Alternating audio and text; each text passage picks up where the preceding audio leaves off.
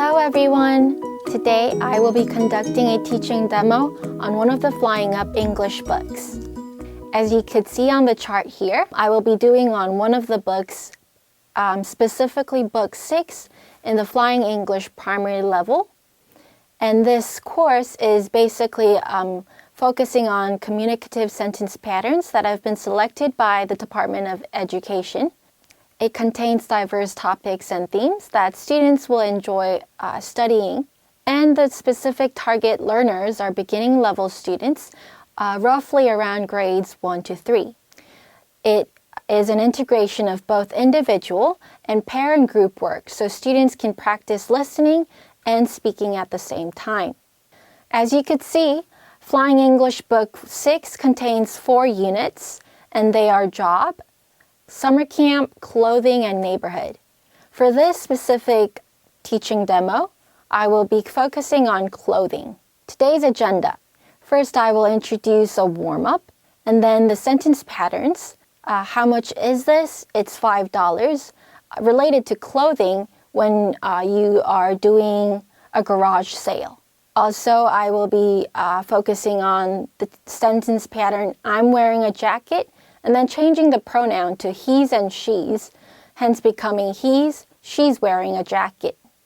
Something that could be used before the previous sentence, which is what are you wearing? And what's he or she wearing? So by asking that question, students will be able to apply what they previously learned, which is I'm wearing a jacket and he's or she's wearing a jacket. And then some activities that can be used to teach the sentence patterns and practice the sentence patterns in depth. They are first, dice it, and the second one is bingo. So as a warm-up, you can first greet your students and say, hello students, hi students, how are you? And just simply ask how they're doing today. Another way to open your class is to review the previous unit or lesson. In this case, the previous lesson to clothing was summer camp. So one of the ways that you could open up the class is to basically sing or dance and chant the lesson that you've previously learned. So here it's stop, stop, don't run, why not, stop, stop, don't jump, why not, and you can have students stand up and do the actions and practice the vocabulary that was previously learned. And now jumping on to our lesson today, first we are going to have lesson 1, conversation, and then lesson 2, word and sentence, lesson 3, word and dialogue. And those are when we're going to be exposing the sentence patterns or grammatical expressions that are going to be taught during the day. And finally, something that you could use as a wrap-up, lesson 4, story. So lesson 1, conversation. We see here that the conversation for today is, excuse me, how much is this? It's $5. This lesson or conversation is a good way of opening your classes because you could use this specific sentence pattern in a garage sale. Show the students, have them discuss what's going on in the picture. Students, what's going on? Boys and girls, what's going on in this picture? The students can say, oh, Ron has a pirate's hat. And if you could see the lady's hand, it's shown as 5, and it's $5. So in lesson 2, we are given more word exposure. And what I'll be doing here is to integrate lesson 1 and 2 at the same time and use the sentence patterns that were learned previously in lesson 1 and still integrate it in lesson 2. And this is something that you could do with your students as well. So for this, let's assume that vocabulary practice is done, perhaps through flashcards or just Pictionary or simple activities that you could do with your students. The words were 1 jacket, 2 raincoat, 3 blouse, 4 vest, and 5 jeans. Now with the words that we learned in lesson 2, we could practice this. So you can see, the finger is pointing towards, that's right, the raincoat. So the student can say, excuse me, how much is this raincoat? And then the seller says, it's $15. Next one. Excuse me, how much is this vest? Then the seller says, it's $5. Let's try another one. Excuse me, how much is this blouse? Then the seller says, $10. So you can practice the vocabulary and the sentence at the same time with the students. You can also practice an activity with your students using the activity called Dice It. How to play this is to have 2 sets of dice templates ready and to have one dice as clothing and the other dice with the price written on it.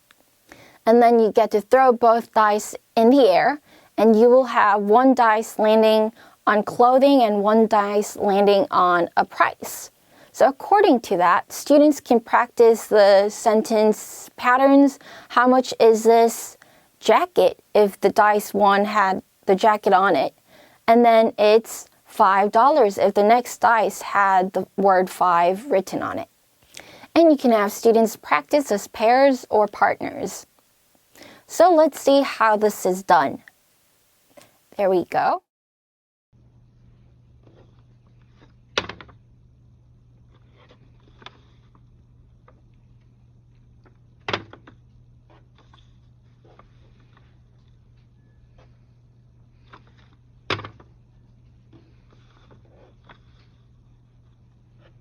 Great! How did you think of the video? So you can easily make this in your classroom, or you can have students even make it and paste or even draw on the dice. So let's practice what was shown in the video. So in the video, the first pattern that we saw was a vest and a $50 dice. So student 1 can say, excuse me, how much is this vest? Student 2 can say, it's $50. Next one is a dress, and it's $1. So the student can say, excuse me, how much is this dress? It's $1. Next one is, excuse me, how much is this raincoat? And another student can say, it's $25. Another one, this is a cap and a $50 dice. Excuse me, how much is this cap? It's $50. So we were able to do this with the students. Now we can also practice another set of words and sentences. For example, let's look at the vocabulary jacket. I'm wearing a jacket. And also it's good to have students know that I'm is also known as I am. And also he's or she's wearing a jacket. He's is equal to he is, and she's is equal to she is. So some students may be aware of this, but some students may not be. So you could use this to remind students because this was already practiced in the previous lessons. So with the next sentence pattern, let's have students practice it. So the vocabulary is raincoat. So we just put the word into the sentence by saying, I'm wearing a raincoat. And have students volunteer as you do this. Another one is jeans. Because jeans has an S added on it, we remove the article a, and it becomes, I'm wearing jeans. And then you could practice with students using some of the other pictures in the book. If you see here, it's either he's or she's. So you can have students practice. Boys and girls, is this a he or a she? The students will say, it's a he. So we say, he's wearing a jacket. Another one, this time it's a girl wearing a raincoat. So we say, she's wearing a raincoat. Another one, we see here a boy is wearing a vest. So we say, he's wearing a vest. So moving on to lesson 3, which is word and dialogue, we will see that a question format is added to the previously learned sentence pattern in lesson 2. So here is another set of vocabulary that you can practice with your students first. This time, the previous one was I'm wearing a jacket, he's wearing a jacket, or she's wearing a jacket. Ask students what sentence or what question can be used for students to give that specific answer. And that would be, what are you wearing? So for this one, obviously, you will be putting the word cap into the second sentence pattern. So someone can ask, or you can ask your students, what are you wearing? And students will say, I'm wearing a cap. Now let's try with the word socks. Remember, socks has an S added, so we remove the article A. What are you wearing? I'm wearing socks. Another one, gloves with an S. What are you wearing? I'm wearing gloves. So now let's practice with he's or she's from another picture from the book. So we have 5 pictures here, but I will only be going through a couple. Let's go through the first one. What's he or she wearing? It's a he, and we can say he's wearing a hat or a cap. Next one. The girl is wearing, what is it? Yes, boots. So we can ask first, what's she wearing? And the students can answer, she's wearing boots. Well, another one is, yes, socks. What's he wearing? He's wearing socks. When you're going through this with your students, make sure that students don't confuse with he or she or I. And also make sure that the students are able to add the apostrophe S and pronounce it properly. So instead of students saying, he wearing socks, make sure that the students say he's wearing socks. If students have difficulty saying the S, have them just say he is wearing socks and practice. Have students practice speaking slowly but accurately as well. Now, this is an activity from the book, and you can easily go through this activity with your students. So for example, we have a boy wearing a cap. So if you see on top, the dialogue goes, what's he wearing? He's wearing a cap. Let's go through a couple more, and let's imagine that you're going through this with your students. The girl has gloves. So the boy in the top roof can ask, what's she wearing? And the girl on the top roof can say, she's wearing gloves. Next one, it's a boy with jeans. What's he wearing? He's wearing jeans. Let's try another one. A girl in a blouse. What's she wearing? She's wearing a blouse. So you can go through this as much as possible with your students until your students are able to practice for good. And when they could feel comfortable practicing this sentence pattern. So another activity that I will introduce to you is called bingo. It's very easy to make, very familiar already, and the students are already used to playing this perhaps in your own classes or in other classes that the students have attended. So first, you can have a 3x3 bingo or a 4x4.